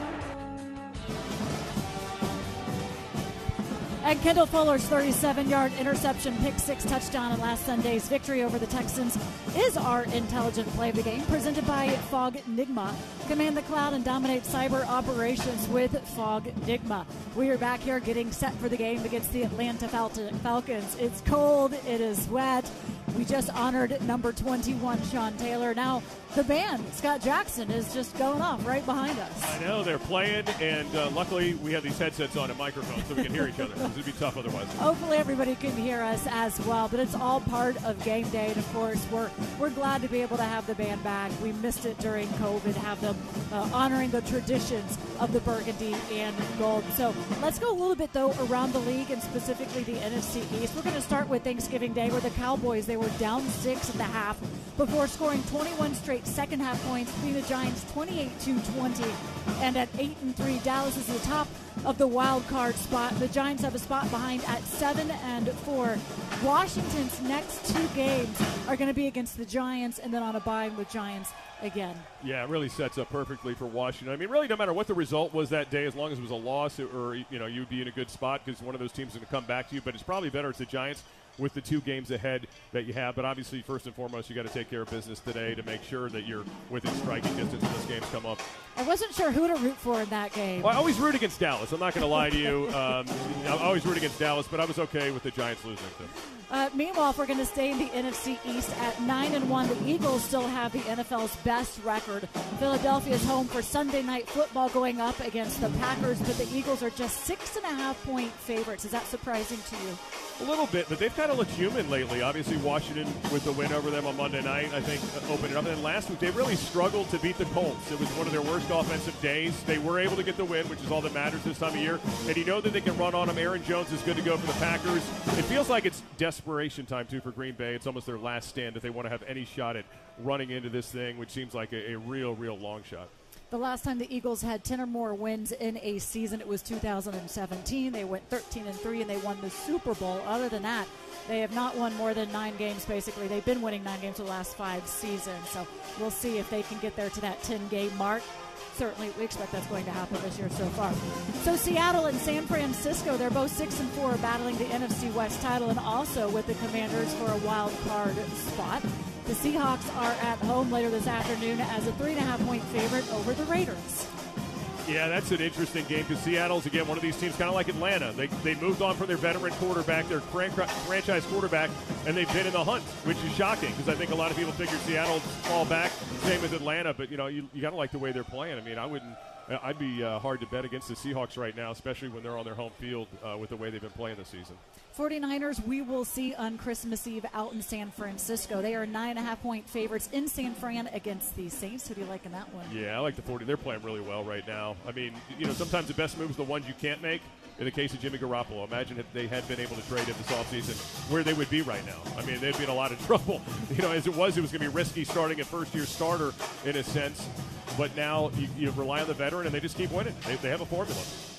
Let's get back to this game at hand today. Washington against the Falcons. There's still a lot on the line here because The Falcons are one game behind. Whoever wins this game basically will have the advantage should you get to that wild card position. What are your predictions for today's game? Well, as I was joking around with Wes Durham, who does the Falcons games, I go, this is a 2.5-hour game, right? With the way both these teams want to run the ball, we're going to be out of here quick, right? That's what I anticipate. But I think both teams are, they have formulas that Atlanta really sticks to their script, and I think Washington obviously during this run has stuck to a script as well, and I suspect more of the same today. I think the Commanders obviously have a better defense, a much better defense than the Falcons. Their run defense has been tested and has been really good. I think the Commanders pull this out in a close one, but, turnovers scare you in weather like this. That could just change everything, especially in your own territory. So hopefully they can protect the football. Washington has been having quite a few takeaways as well. Of course, we know they had 2 last week, 5 sacks on the quarterback, and it started with Kendall Fuller getting that pick 6. Which was what a way to make a statement on defense. It was the only touchdown that they had on offense as well. So hopefully that changes offensively. And it was John Allen who called out the offense afterwards as well. Said, first off, defensively, we took our foot off the gas on going after them. But also offensively, he goes, I know this team can do more and be better in the red zone. They certainly cannot just sit back and rely on field goals if they want to get where the ultimate goal is for this season. How about a fantasy football question? Who are your fantasy starters from both teams today? I think you got to start McLaurin. I know it's raining and wet, but sometimes, most of the times, that's advantage offense because they know where they want to go, and the defense can slip. And obviously, Atlanta's a dome team, play indoors a lot. And I have played one other game in the conditions this year, which was against Carolina. They lost that game on Thursday night. So I like McLaurin because you know that Heineke is going to feed him. So I would say Terry McLaurin is my must start from this game. Arthur Smith was saying because they do have that dome, he's like, we try to get the weather elements to factor in. He goes, but sometimes it's just hard for them to be able to create that.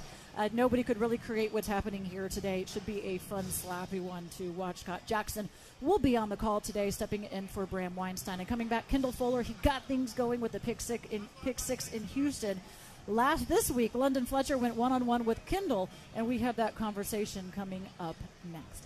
You're watching Command Center Game Day live on the Washington Commanders YouTube and social media platforms, and this is the Washington Commanders Football Radio Network. Game starts at 20, best slip is empty. I gotta call KG. KG, what up? I got nothing for you, Fox. Oh, come on.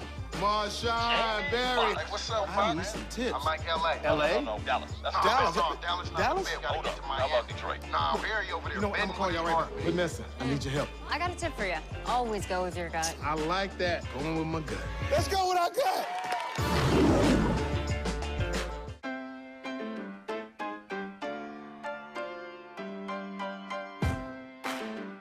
From selecting the perfect produce and triple checking its quality to preparing it for you, we have perfected the art of fresh.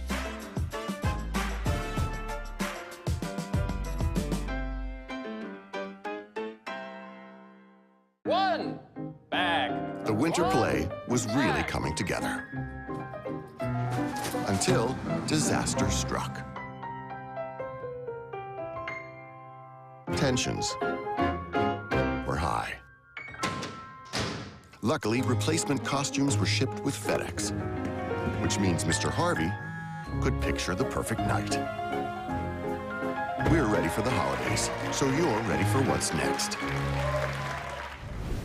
Time now to go around the league, delivered by FedEx, where now meets next.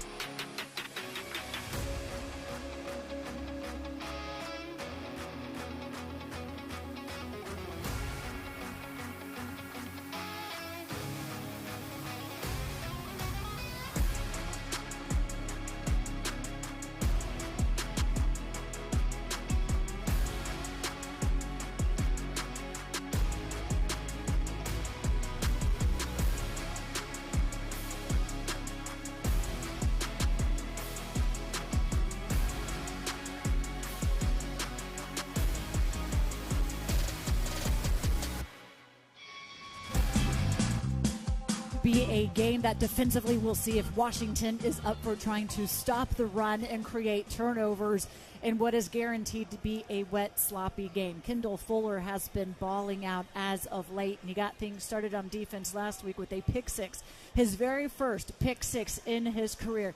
Not his first interception, mind you. And that got him a conversation with our captain, London Fletcher. We're here with Kendall Fuller, the man who got things started, got the party started for us against the Houston Texans. How did it feel to finally get that first career interception? It felt good to get that, to get in the end zone, man. It felt good, mainly just to set the tempo for the defense, for the team. And anytime you can put points on the board, especially on defense, that's always big, always going to help your chances of winning. Yeah, even going into that ball game, you have been playing lights out, and I was looking at the stats prior to that game, and I was like, man, you had only allowed 2 receptions for 12 yards going into that game, and then you get that pick six. What has really been the difference in your play lately? I think just always just staying with it. That's sometimes you go through that during the season where you put in the work in, and sometimes it's not showing how you wanted to, but you just keep on putting your head down, keep on working, and keep on adjusting, knowing your strengths, your weaknesses. You always work on both, and eventually trusting that it'll come. And I think that's what it's been doing, and something that I got to keep on building on and finish out the year strong. Yeah. Now let me ask you this: did you keep the ball? Oh, yeah, got to keep the ball. So first time getting in the end zone, you got to keep it. All right, lately, as we look at your defense and your defensive back in general, you guys have held 6 out of the last 7 opponents to under 200 yards passing. Collectively, what has been the difference between the start of the season and now?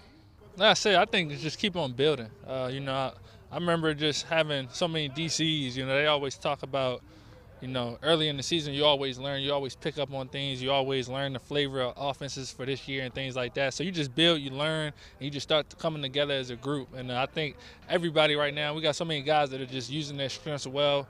Coaches are putting them in positions to play to their strengths and things like that. So everybody's playing at a high level. We're all clicking.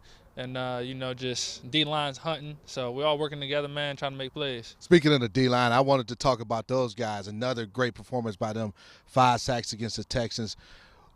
What's it like for you guys to be able to play behind that group and what they bring to the game? Yeah, it's a lot, man. And, we love it, just the dominance that they have. And our biggest thing is I always tell people, like, when we're out there covering, it makes them easier to get a sack. When they're rushing the quarterback like that, it makes it easier for us to get turnovers and things like that. So we want to have tight coverage for them so they can go out there and hunt and eat and get the ball out of the quarterback's hands so we can go out there and make plays on the ball. Got another big challenge this weekend against the Atlanta Falcons. You guys faced them last year and ended up beating them in Atlanta.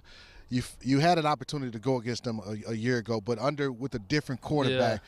What's it like having already faced them but then the challenge of playing with Marcus Mariota? Yeah, I think it's mainly just kind of having an understanding of the personnel, of the players that they have, and then now you're just studying their offense, the things they're doing this year.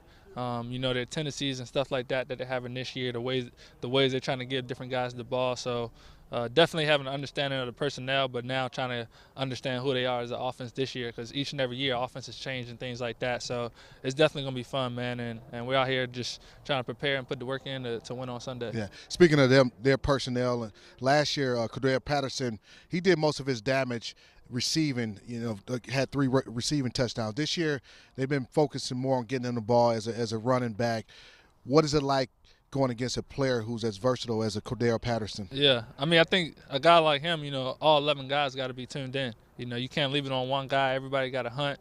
And that's what, as an offense, that's what you want a guy. You want a guy to where, like, you need all 11 guys to stop him. And, that's the fun thing for a defense, because we all count on one another.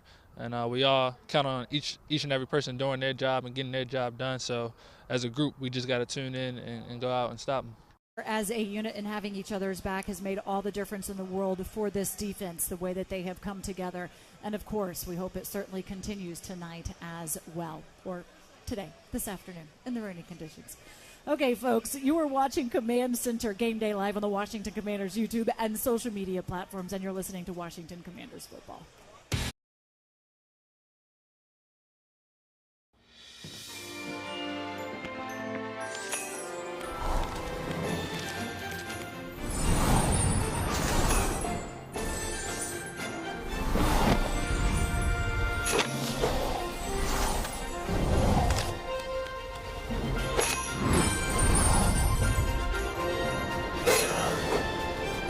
holiday scratch-offs from the Maryland Lottery. Must have left them in the car. They're sure to make spirits bright. Toyota is the #1 selling retail brand in America, thanks to a steady supply of new vehicles, which means faster delivery to you. Choose a Tacoma right now with low 3.49% APR, or take 4.29% financing on the all-new Tundra. Or check out a 4Runner with the best resale value of any off-road SUV for '22, according to Kelley Blue Book's KBB.com. Visit your Toyota dealer and reserve yours today. Toyota, let's go places.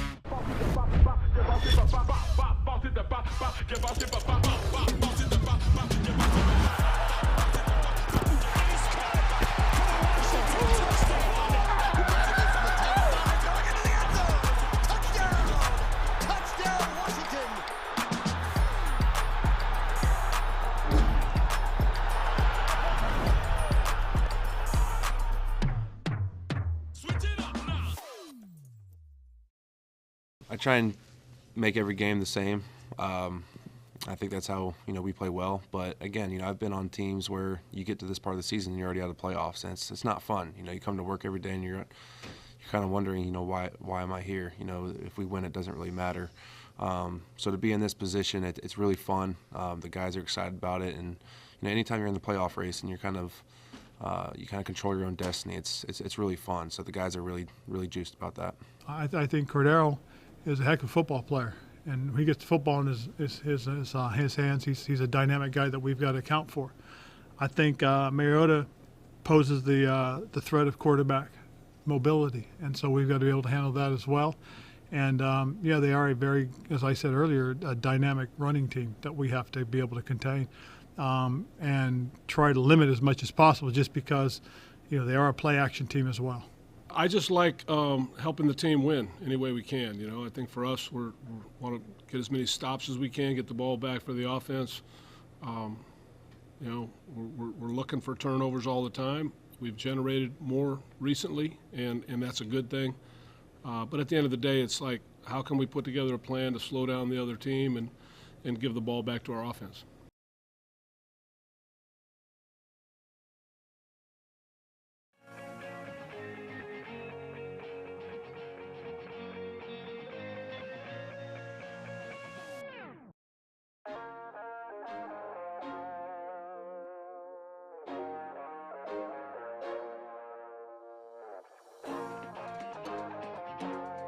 And we are presented by Victory Van Moving and Storage, delivering excellent services for 75 years and a proud partner of the Washington Commanders. Joining me now is none than Fred Smoot. He joins us each and every game for the post-game show, fielding all of your emotional questions. No fans are ever emotional after a game, though, are they? Yeah, you know what? Up and down, but it's been good. It has been good lately. It's been easy work for me. That's because Washington has won 5 of their last 6. They have the opportunity to go to 7-5 today. But before we get to the game, we just unveiled a permanent installation honoring the life and the legacy of number 21, Sean Taylor. You got to be on the field with him. Yeah. What is it about Sean Taylor that makes him such a great football player and such a beloved still to this day? Man, I think, the one thing about people, we enjoy if you open yourself up and let us get to know who you really were. And he did. I got to spend time with him on and off the field, times that I cherish the rest of my life. But Sean was very straightforward in what he wanted and how he was going to go about doing it. If he say, I want to be the best player in the NFL, he goes out there, he's the best player in the NFL. And for me, myself, I got to see him from the time he came in, and I got to spend time with him, Pedro, his whole family. And then I got to see the man he became. So I tell people all the time, for as much as y'all loved him on the field, he was even more special off the field, and that's what I'm always remember about him. That's all what I'm going to take with me the rest of my life. He brought certainly a physicality to the game and to every play. He only knew how to play the game one way. This defense has really kind of seemed to have turned a corner for Washington. What is the biggest reason why? Let's be honest. It's that D-line. It's those guys that smell like bacon. It's Mr. John Allen in the House of Pain. They are destroying people in the inside, and if you could do that now, that's the shortest route to the quarterback. I know Montez Sweat is coming off that edge, but in that A and that B gap is where you stop teams at, and they're just stopping the run. They're stopping the run, and they're making you one-dimensional. When a team makes you one-dimensional, it's easy for Jack Del Rio to go out there and call plays. plays, and they just physical. They're just good old-fashioned physical. That's what they're playing right now. We just heard an interview with Kendall Fuller with London Fletcher, and to start during training camp, we're all saying Kendall Fuller's having a great training camp. Yep. The season didn't start out that way for him, though. Yep. And teams were kind of taking advantage and kind of exploiting that. He's really tuned in and locked in, and his game has changed. What do you think has been the difference for him? Well, see, they got a thing, Julie, about being a defensive back. You love us one day, you hate us the next. Very true. I can go out there and just shut somebody down for 4 quarters, get beat for the last play of the game, and y'all hate my guts. And that's what Kendall understands. It's a love and a hate relationship. But he understands, let me get back on track, because he's not only just a player, he's a leader. And getting that pick to the house last week, believe me, what that does for your confidence, it gets it up. And y'all know we missing St. Jude today, but the whole defensive backfield, Forrest, Cam Carroll, these guys as a whole, they're playing on a whole different level, and it's because of that front. In the front, no, they're playing well because of that back end, and the linebacker have been running around the ball, too. I'm not going to forget those guys. Look, they've also been able to take the ball away, and we've talked a lot about how these guys, they needed to play together. They need to play married football, but they didn't go do a lot of big additions in the offseason to the defense. They believe that they had the talent, and it was just 1 or 2 plays away from clicking.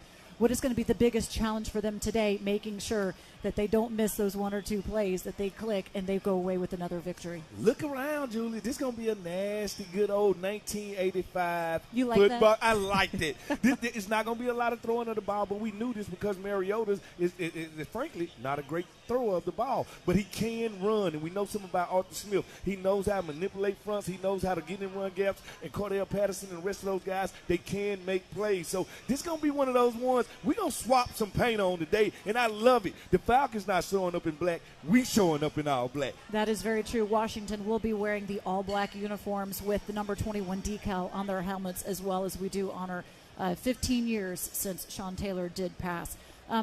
So one of the reasons that head coach Ron Rivera said he's going to go with Taylor Heineke moving forward is because of winning. Yep. And he said, though, that he doesn't even have to be all that great of a quarterback because the defense is keeping them in games. Yep. So we've talked about what the defense needs to do and the challenges they will have today. But what do you want to see, and what does Taylor Heineke need to do? It's a wet day. You got to take care of the ball. First and foremost, take care of the ball. Like Coach said, we don't need you to go out there and throw for 5 touchdowns. We don't need you to throw for 400. Take care of the balls. Get the third downs when we need them. Extend drives. Let me tell you, the best defense for a team is the offensive running game, because the offensive running game forces Mariota to sit over there and watch the game with me and you, Julie. That means he ain't going to be playing much. And that running game, we're going to need that today from Gibson. We're going to need that today from Robinson. And him, make the plays when we ask you to, Taylor, but when you don't, throw the ball away. One of his best plays last week was picking the ball up and throwing it away, and that's what we want. We don't want bad Taylor. We want good Taylor. So his last call for alcohol, hand me a Heineke. One of the things that they have been able to do on offense as well, maybe he doesn't give you so many explosive plays. Yeah. They move the ball. They eat up the clock. And therefore, as you said, Mariota will not have a chance to get out here and try and do anything on offense. But just try and take care of that ball. Don't turn it over. And Washington will improve to 7-5. Fred Smoot will be here after the game to take all of your calls. Call in. Scott Jackson will be with him as well. Fred, thanks so much for stopping by. Anytime, dude. I talked with Jamin Davis this week as he continues to be more and more important and dominant on defense. What has been the turning point for him? That conversation is coming up next. You are watching Command Center Game Day live on the Washington Commanders YouTube and social media platforms, and this is the Washington Commanders Football Radio Network. It's 4th down, seconds on the clock. He hands it off, finds a hole in the middle. Clear, nothing but Brian moves! Incredible. A touchdown for the win. I can't believe it. Pizza, better with Pepsi. To build the all-new Honda CR-V Hybrid, we took everything you love about the CR-V and kicked it up a notch with excellent fuel efficiency and greater power. For a CR-V unlike any before, adventure confidently with the most fuel-efficient full-line automaker in America. The all-new CR-V and CR-V Hybrid, part of the Honda line of rugged vehicles.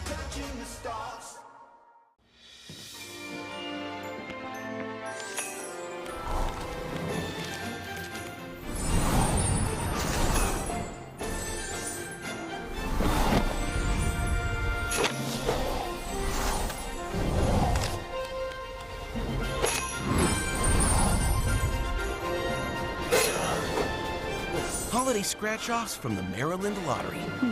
Must have left them in the car. They're sure to make spirits bright. Washington Commanders football is back, and so is our BOGO. On game day, buy one large pizza and get a second large pizza for free. Order online or download the app today. Paisanos, official pizza partner of the Washington Commanders.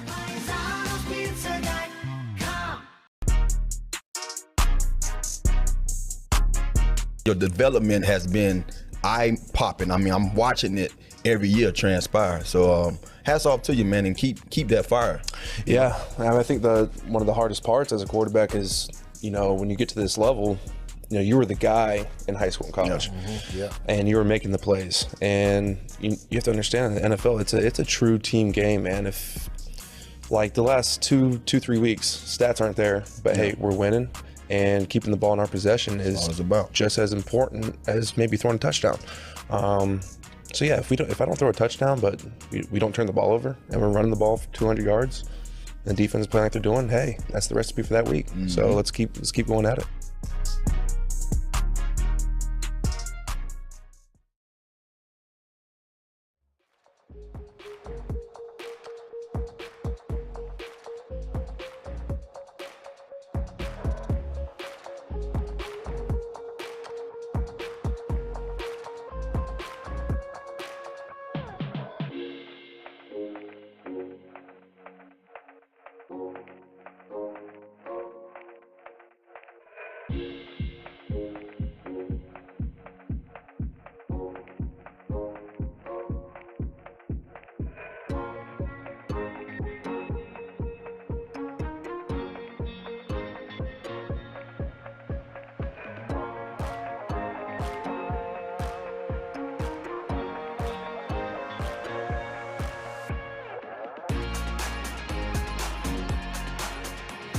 And we are brought to you by Window Nation. Buy 2 windows, get 2 free, and pay nothing until 2025. Visit windownation.com.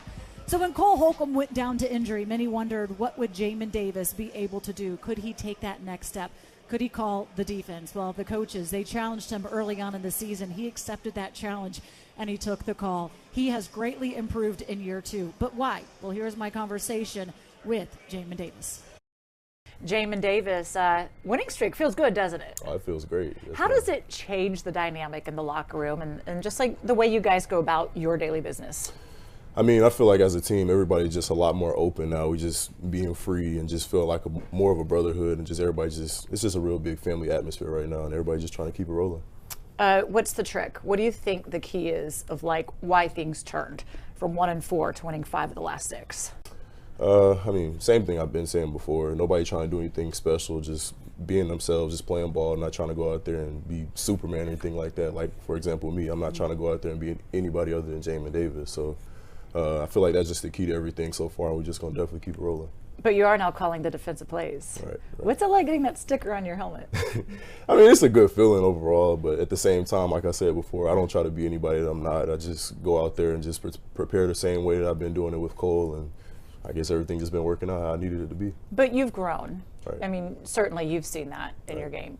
What do you think, like, is there a moment or a game or something that happened where maybe things just clicked a little differently for you? I mean, nothing too specific. Even coming out of training camp this year, I just knew that this was my time to really just make a big jump as far as just really being myself this year. And I guess just going forward, I just try to play more comfortable, just try to go out there and just trust what the coaches put in front of me, the game plans and whatnot, and just trust my instincts and play ball. That's all it really boils down to. You know how this game goes. If somebody's injured, it's your chance to kind of step up there. And you mentioned Cole kind of really helping you along from training camp and early on in your career. He goes down. What is that conversation to you, especially when they finally do say, okay, we want you calling the plays? Right. I mean, regardless, I've always been the kind of guy where whenever my number's called, I'm going to step up to the challenge and put my best foot forward. So, I mean, even with the situation with Cole, it still hasn't really changed much. He's still in the meeting rooms the same way. He's still sitting giving me the same little pointers he would if he was out there on the field with me. So it really hasn't changed as much. It's just a matter of when he gets back, we're just going to keep playing ball the same way we're doing right now. So then what has been the biggest challenge in that? Probably just trying to be a little bit more vocal and knowing, like, hey, if you out of breath, it's all right. You got to suck it up and just keep playing, man, because you the green dot guy. You just got to be ready to put everybody in their place and just step up and make some plays. What are the guys saying to you on the field? Oh, nothing too specific. I mean, we all just the same thing that we've been when Cole was out there as well. So we're just going to keep playing together and keep playing fast and playing deep. So what would we say from your rookie season to where you are now? What's been the biggest difference for you? Feeling a lot more like myself, I guess. A lot less thinking, just going out there and just trying to play fast and just trying to be myself. I mean, it's no robotic movements or anything like that. I'm just really just being myself and just playing Jamin Davis football. We've been able to see the speed and the athleticism, and now the ability to be able to call the plays coming in there. What do you want for yourself then? Where's that next step? I mean, honestly, to just keep trusting the process, to continue to believe in myself and just continue to just be Jamin Davis, because at the end of the day, if my back's against the wall, I'm always stand tall and just be Jamin Davis. So, I mean, that's all I can always ask for. Do you notice things different in just the way you guys are like playing for and with each other? I mean, we, as a defense, we always been the type of D to just stay together no matter what the outside noise is saying or anything like that. We don't really worry about that. We just always stay together, just keep playing, and the results going to show for themselves. It's close. You're listening to Washington Commanders football.